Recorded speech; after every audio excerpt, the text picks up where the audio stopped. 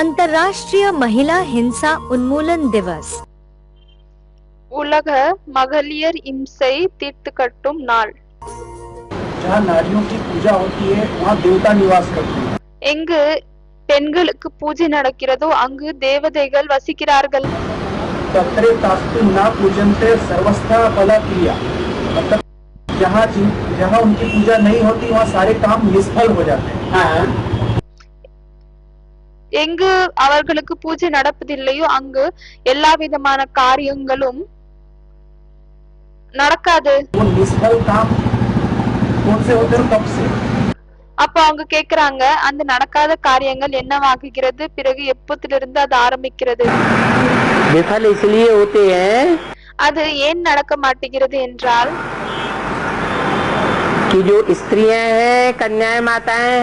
எந்த மகளிர் இருக்கிறார்களோ, அதே போல் கன்னிகைகள் அம்மாக்கள் இருக்கிறார்களோ, அவர்கள் பூமி ஆவார்கள். धरणी इसलिए कही जाती है, அவர்களை பூமி என்று இதற்கு தான் சொல்லப்படுகிறது, कि उनमें धारणा शक्ति ज्यादा है. ஏனென்றால் அவர்களில் தாரணை சக்தி அதிகமாக இருக்கிறது. पुरुषों में धारणा शक्ति नहीं होती है. ஆண்களில் தாரணை சக்தி இல்லை. प्योरिटी की पावर इतनी पुरुषों में नहीं हो सकती இவ்வளவு பியூரிட்டினுடைய பவர் ஆண்களில் இருக்க முடியாது, जितनी कन्याओं माताओं में होती है. எவ்வளவு கன்னிகைகள் அம்மாக்களில் இருக்கிறது. और पवित्रता में सारे गुण समा जाते हैं. பிறகு தூய்மையில் எல்லா விதமான குணங்களும் அடங்கியிருக்கிறது. यही कारण है. இதுதான் காரணமாகும். पवित्रता की पूजा होती है தூய்மைக்கு தான் பூஜை நடக்கிறது. और जो पूजा नहीं करते हैं उनको मान्यता नहीं देते हैं. பிறகு யார் பூஜை செய்வதில்லை அவர்களுக்கு மதிப்பு தருவதில்லை. उनकी दुनिया उल्टी होती जाती है. பிறகு அவர்களின் உலகம் தலைகீழாக மாறிக்கொண்டே செல்கிறது. दुख बढ़ते जाते हैं. துக்கங்கள் அதிகமாகி விட்டே செல்கிறது. वो सुख के साधन कितने भी पैदा कर लें, சுகத்தின் பொருட்களை எவ்வளவு வளர்ச்சி அடைந்தாலும், फिर भी ஆனாலும் आपघात बढ़ रहे हैं या घट रहे हैं. தற்கொலை அதிகரிக்கிறதா இல்லையானால் குறைகிறதா? विदेशों में வெளிநாட்டில் आपघातियों की संख्या बढ़ रही है या घट रही है. தற்கொலை செய்யக்கூடியவர்களின் எண்ணிக்கை அதிகரிக்கிறதா இல்லையானால் குறைகிறதா? है बढ़ रही है. அதிகரிக்கிறது. इतना मेंटल टेंशन क्यों होता है?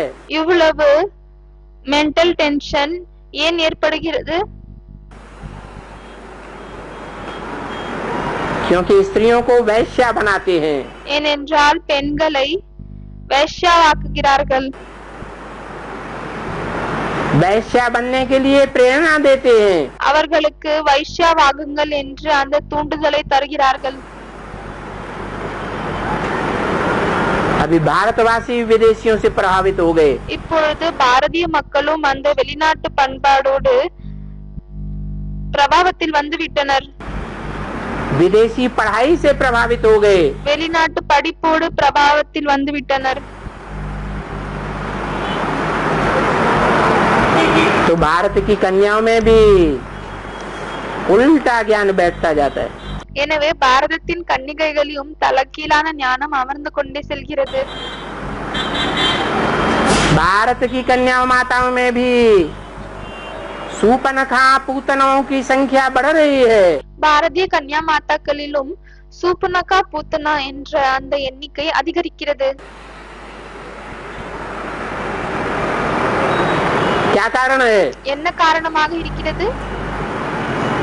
है विदेशी सभ्यता के संग के रंग में जास्ती आते जा रहे हैं. ஏனென்றால் வெளிநாட்டு சங்க தொடர்பில் அதிகமாக வருகிறார்கள். वो संस्कृत की गीता में भी लिखा हुआ है.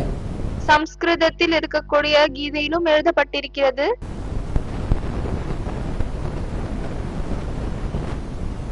स्त्री जाति जब पॉल्यूट होती है எப்பொழுது இந்த பெண் ஜாதி அழுக்காகுகிறதோ तो सारा संसार पॉल्यूट हो जाता है। அப்பொழுது முழு உலகமும் அழுக்காகுகிறது।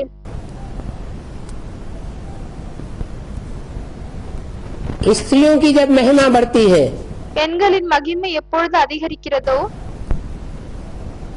प्योरिटी बढ़ती है தூய்மை அதிகரிக்கிறதோ तो सारा संसार स्वर्ग बन जाता है। எனவே அப்பொழுது முழு உலகமும் ஸ்வர்கமாகுகிறது। कहते भी है यत्र नार्यस्तु पूज्यन्ते रमन्ते तत्र देवता। சொல்கிறார்கள் यत्र नार्यस्तु पूज्यन्ते रमन्ते तत्र देवता।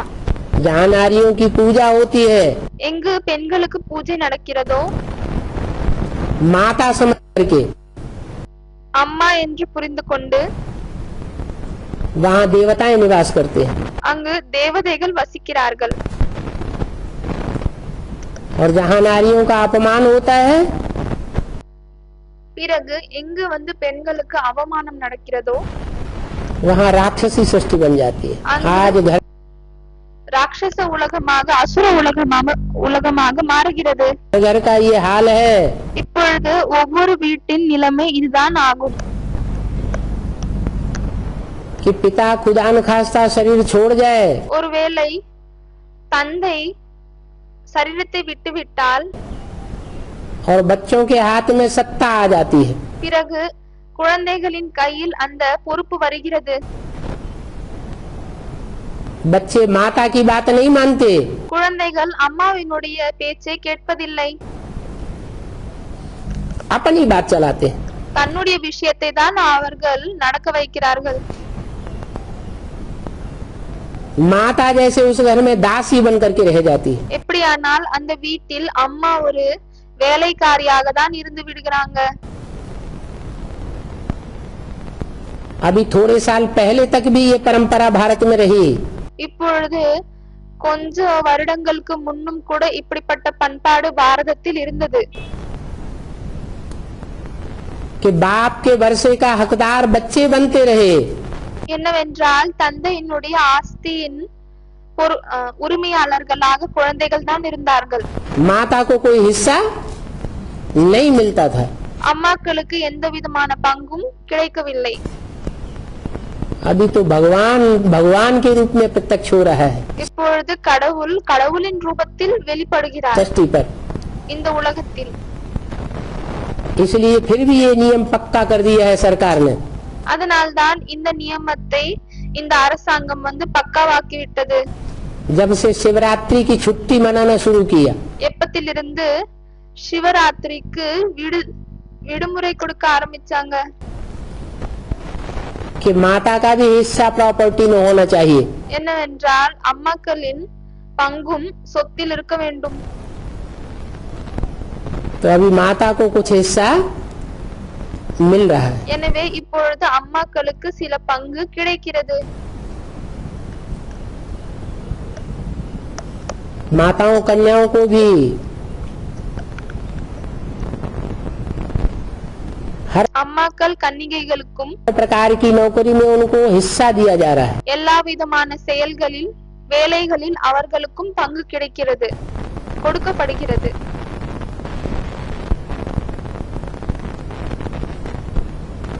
तो भगवान आया हुआ है, எனவே பகவான் வந்திருக்கிறார்। भगवान माताओं का मर्तबा बढ़ा रहा है। பகவான் அம்மாக்களின் மரியாதையை அதிகரிக்கிறார்। तो सारी सृष्टि के मनुष्य मात्र को माता का मर्तबा बनाना पड़ेगा। எனவே முழு உலகத்தில் இருக்கக்கூடிய மனிதர்களுக்கும் அந்த அம்மாக்களின் மான மரியாதையை அதிகரிக்க வேண்டியதாக இருக்கும்। अगर माता का बच्चा ही ஒருவேளை அம்மாவினுடைய குழந்தையே माता का पति बन करके बैठ जाए அம்மாவினுடைய கணவராக இருந்தால் तो उसके ऊपर हुक्म चलाने लगे அவங்க மேல் தன்னுடைய ஆட்சியை நடத்த ஆரம்பித்து விட்டால் तो इससे जास्ती और दुर्गति की बात और क्या हो सकती है।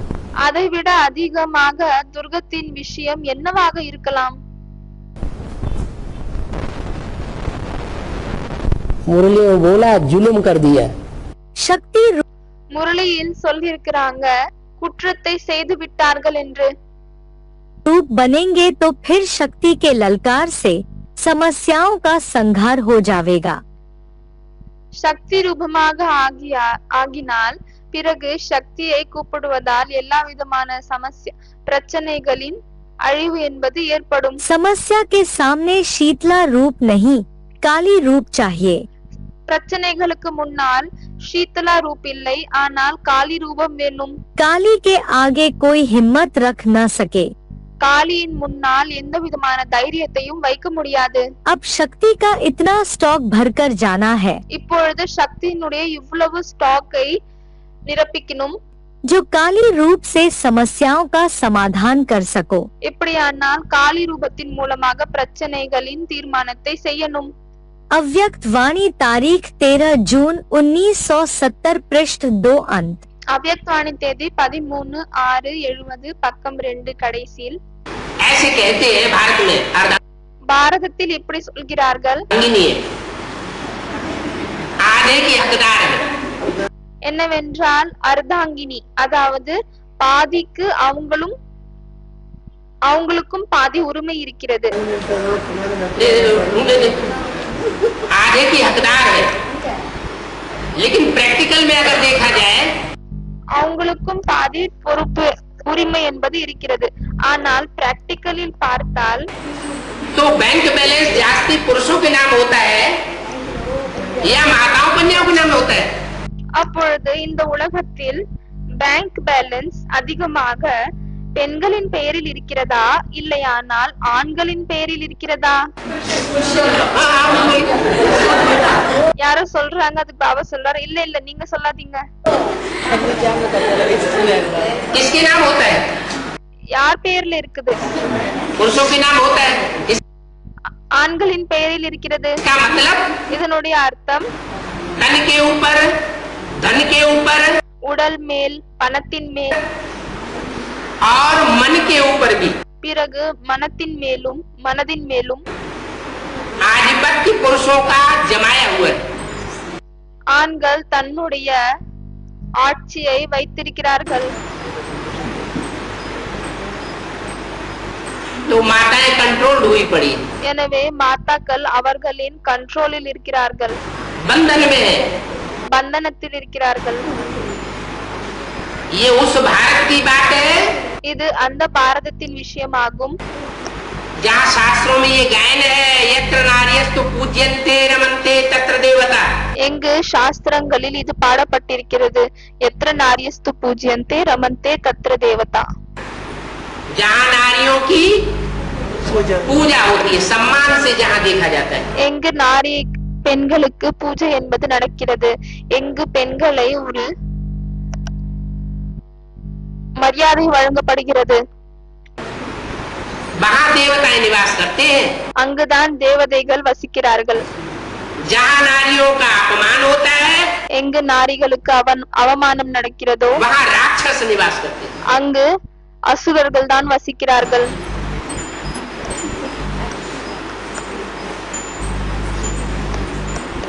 तो भगवान आते हैं, எனவே பகவான் வருகிறார் माताओं का उद्धार करने के लिए। அம்மாக்களை மேலே தூக்குவதற்காக। उनको कहा जाता है धरणी माता। அவர்களை தான் பூமி அம்மான் சொல்லப்படுகிறது। शास्त्रों में जो नाम है वो काम के आधार पर है। சாஸ்திரங்களில் என்ன பெயர்கள் இருக்கிறதோ அது காரியத்திற்கு தகுந்த மாதிரி தான் இருக்கிறது। धरणी माना धारणा करने वाली। தரணி அப்படி என்றால் தாரணையை செய்யக்கூடியவங்க। जैसे प्योरिटी की धारणा है। எப்படியானால் எப்படி தூய்மையினுடைய தாரணை இருக்கிறது। प्योरिटी माना पवित्रता ब्रह्मचर्य। பியூரிட்டி என்றால் தூய்மை பிரம்மச்சரியம்। पुरुषों में जास्ती प्योरिटी निभाने का ताकत होती है। ஆண்களில் தூய்மையை அதிகமாக கடைபிடிப்பதின் பவர் இருக்கிறதா? या कन्याओं माताओं में प्योरिटी निभाने की ज्यादा ताकत होती है। இல்லையானால் கன்னிகைகள் அம்மாக்களில் அதிகமாக தூய்மையை கடைபிடிப்பதின் பவர் இருக்கிறதா? भारत में அதுவும் விசேஷமாக பாரதத்தில். देशों की बात छोड़ दीजिए। வெளிநாட்டின் விஷயத்தை விட்டுவிடுங்கள். அவங்க திருப்பி சொல்றாங்க கன்னியா மாதாக்கள், அதுக்கு பாபா சைகை காமிக்கிறார். இல்ல இல்ல சொல்லாதீங்க.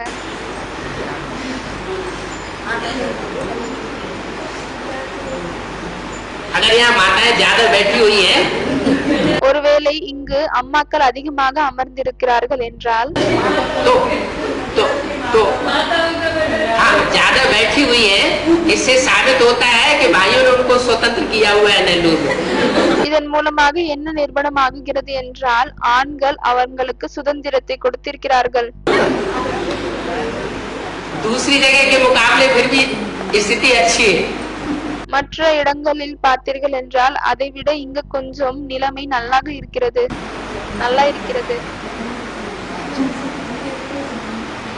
तो बात चल रही थी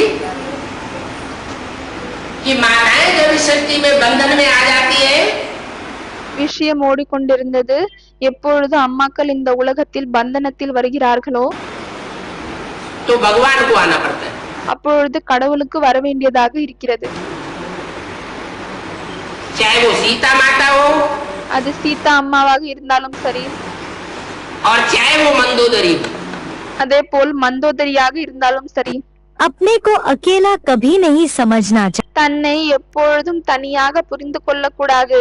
चाहिए। अपने कंबाइंड रूप शिव शक्ति के रूप की स्मृति में रहना चाहिए। தன்னுடைய இணைந்த ரூபம் சிவசக்தியின் ரூபத்தின் ஞாபகத்தில் இருக்க வேண்டும். सिर्फ शक्ति भी नहीं, शिव शक्ति। வெறும் சக்தியும் இல்லை, ஆனால் சிவசக்தி. कंबाइंड रूप की स्थिति से जैसे स्थूल में दो को देखते हुए वार करने के लिए संकोच होता है, அந்த இணைந்த ரூபத்தில் எப்படியானால் எப்படி ஸ்தூலத்தில் இரண்டு பேர்களை பார்த்தால் தாக்குவதற்கு கொஞ்சம் கூச்சப்படுகிறார்கள், वैसे ही कंबाइंड स्थिति का प्रभाव उस समय के प्रकृति और व्यक्ति के ऊपर पड़ेगा। अर्थात அதே போல்தான் கம்பைன்ட் அதாவது இணைந்த ரூபத்தின் நிலையின் பிரபாவம் அந்த நேரத்தின் மேல் பிரகிருதி பிறகு மக்களின் மேலும் படும். எப்படியானால் किसी भी प्रकार के वार करने में संकोच होगा। எந்த விதமான தாக்கத்தை ஏற்படுத்துவதில் கொஞ்சம் கூச்ச வரும். न सिर्फ व्यक्ति लेकिन प्रकृति का तत्व भी संकोच करेगा। வெறும் மக்கள் மட்டுமில்லை, ஆனால் இயற்கையின் தத்துவங்களும் கொஞ்சம் யோசிக்கும். अर्थात वह भी वार नहीं कर सकेगा। அப்படியானால் அதாலையும் தாக்க முடியாது. एक कदम की दूरी पर भी सेफ हो जावेंगे। ஒரு அடி தூரத்திலும் நம்ம சேஃப் ஆகி விடுவோம். अव्यक्त वाणी तारीख 13 सितंबर 1975 पृष्ठ 106 अंक। அவ்யக்த் வாணி தேதி 13/9/75 பக்கம் 106 கடைசில். भारत को माता क्यों कहा जाता है? பாரதத்தை அம்மா என்று ஏன் சொல்லப்படுகிறது? भारत पिता क्यों नहीं कहते? பாரத தந்தை என்று ஏன் சொல்லப்படுவதில்லை? है कि दुनिया அவங்க சொல்றாங்க பாரதம் மாத்திரு பிரதான் தேஷ், அதாவது இங்க அம்மாக்களுக்கு அதிகமாக மரியாதையை தரப்படுகிறது. के देशों में உலகத்தில் இருக்கக்கூடிய நாடுகளில் एक भारत ही है जो मातृ प्रधान देश है। ஒரே ஒரு பாரதம் தான் இருக்கிறது, அதுதான் மாத்திரு பிரதான் தேஷ். இங்க அம்மாக்களுக்கு அதிகமாக மரியாதையை தரப்படுகிறது. यहाँ की माताओं की ही बलिहारी है क्या? இங்கு அம்மாக்களின் தியாகமாகும். என்ன? माताओं की ही बलिहारी है, அம்மாக்களின் தான் தியாகமாகும். यहाँ की कन्याओं की ही बलिहारी है। இங்கு இருக்கக்கூடிய கன்னிகைகளின் தியாகமாகும். जो माता बन करके யார் அம்மாவாகிவிட்டு क्या करती है? என்ன செய்கிறார்கள்? है अब व्यभिचारी सृष्टि बनाती है, அவ்வியபச்சாரமான உலகத்தை படைக்கிறார்கள், உருவாக்குகிறார்கள். पवित्र दुनिया बनाती है। தூய்மையான உலகத்தை உருவாக்குகிறார்கள். बाकी दूसरे देशों की कन्याएं माताएं பிறகு மற்ற தேசத்தை சேர்ந்த கன்னிகைகள் அம்மாக்கள் पवित्र दुनिया नहीं बनाती है। தூய்மையான உலகத்தை உருவாக்குவதில்லை. इसलिए அதனால்தான் परम पिता परमात्मा कहते हैं பரமபிதா பரமாத்மா சொல்கிறார், कि न भारत माताओं को गुरु बनाने के बगैर उद्धार नहीं हो सकता। இந்த பாரதத்தில் அம்மாக்களை குருவாக்காமல்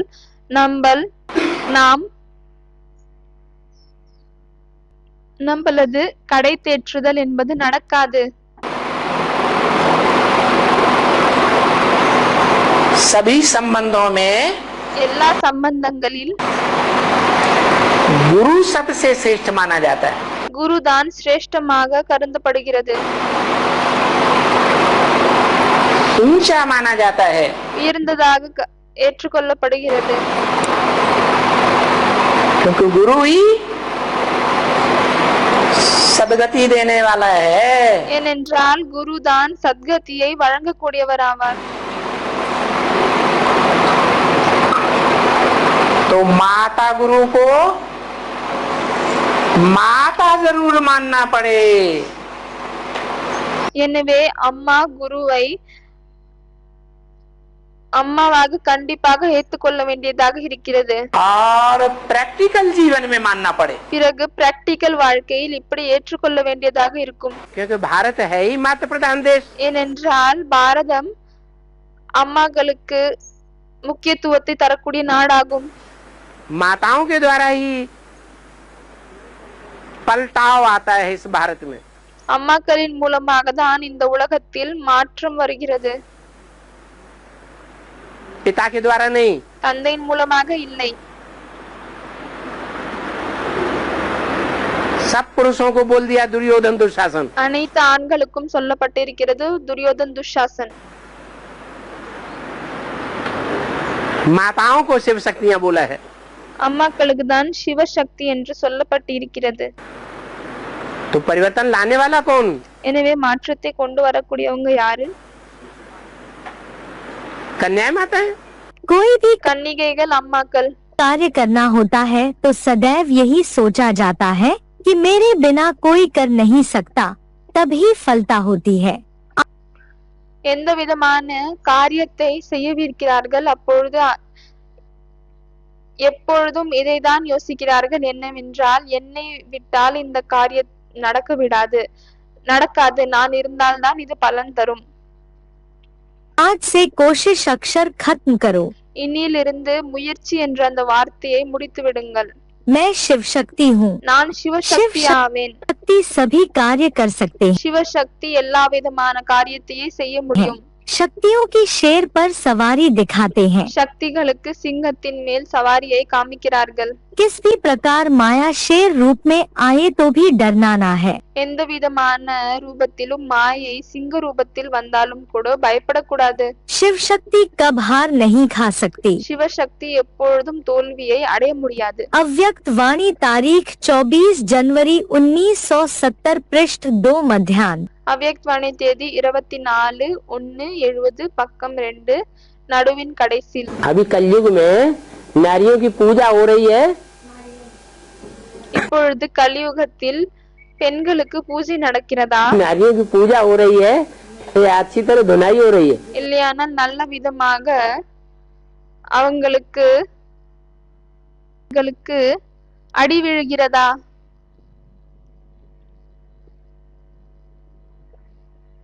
அடி விழுகிறது.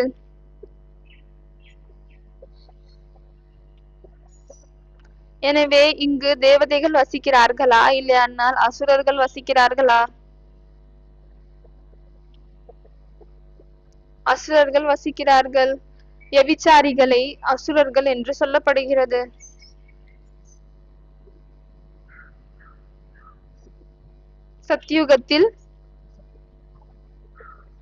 சத்யுக உலகத்தின் ஃபவுண்டேஷன் விழுமோ?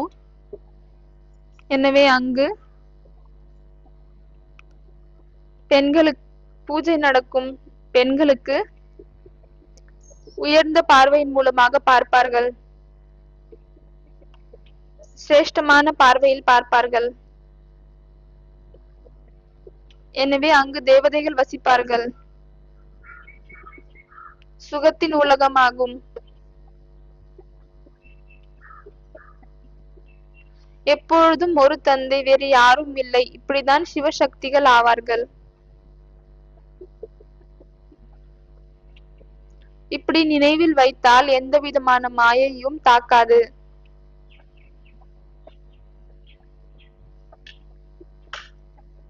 அவ்யக்தவாணி தேதி 9/5/83 பக்கம் 4 கடைசியில். லக்ஷ்மியினுடைய பெயர் முதலில், நாராயணனுடைய பெயர் பிறகுதான். சீதையினுடைய பெயர் முன்னால், ராமருடைய பெயர் பின்னால். ராதாவினுடைய பெயர் முன்னால், கிருஷ்ணனுடைய பெயர் பின்னால். இதனுடைய அர்த்தம் என்னவாகியது? சாஸ்திரங்களிலும் எழுதப்பட்டிருக்கிறது.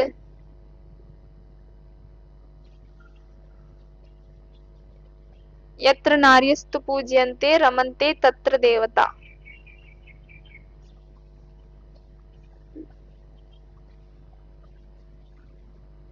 எங்கு நாரிகளுக்கு பூஜை நடக்கிறதோ, மான மரியாதை கிடைக்கிறதோ, அங்கு தேவதைகள் வசிக்கிறார்கள்.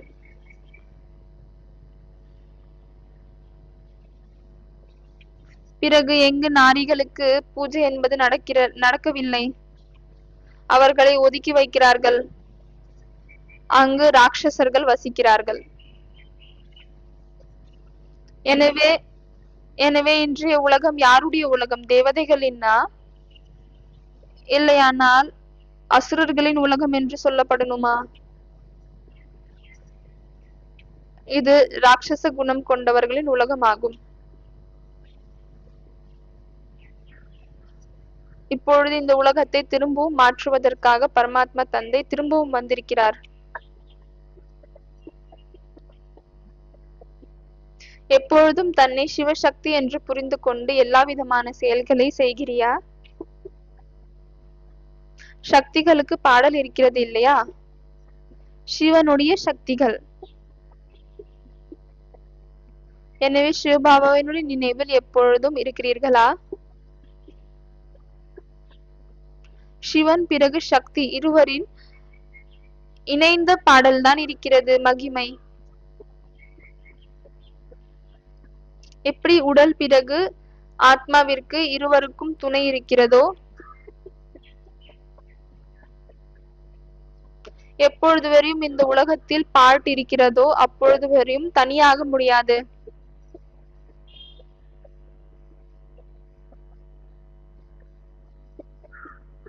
இப்படிதான் சிவன் பிறகு சக்தியோட இவ்வளவு ஆழமான சம்பந்தம் இருக்கிறது. அதற்கு தான் பாடப்படுகிறது சிவன் சக்தி என்று.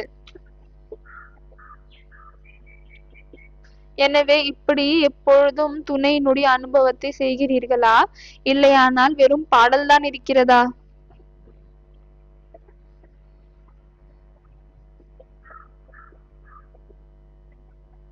எப்பொழுதும் இது போன்ற துணை இருக்கணும். என்னவென்றால் யாராலையும் இதை உடைக்க முடியக்கூடாது, அதே போல் அழிக்க முடியக்கூடாது.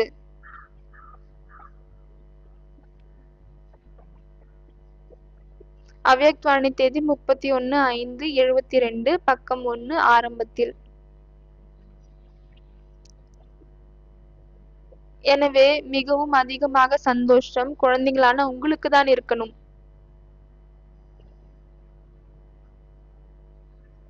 பெண் குழந்தைகளுக்கு, வயதானவர்களுக்கு, பிறகு பந்தனத்தில் இருக்கக்கூடியவர்களுக்கு, இவர்கள் எல்லாருக்கும் மிகவும் அதிகமாக சந்தோஷம் இருக்கணும். அரே ஏன்? பெண் குழந்தைகளுக்கு, வயதானவர்களுக்கு,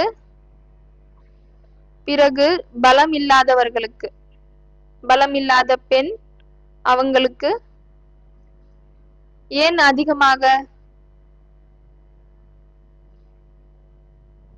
யாரோ சொல்றாங்க டைரக்டாக தந்தை கிடைத்திருக்கிறார். ஏனென்றால் தந்தை ஸ்பெஷலாக அவர்களுக்காக தான் வருகிறார். சாஸ்திரத்திலும் எழுதப்பட்டிருக்கிறது. எப்பொழுது இந்த தரணி அம்மாவில், பூமி அம்மாவில் மிகவும் அதிகமாக பாவத்தின் சுமை அதிகரிக்கிறதோ அப்பொழுது கடவுள் இந்த உலகத்தில் வருகிறார். ஓம் சாந்தி. செலக்டட் பாயிண்ட் 2942 2942 முடிந்துவிட்டது.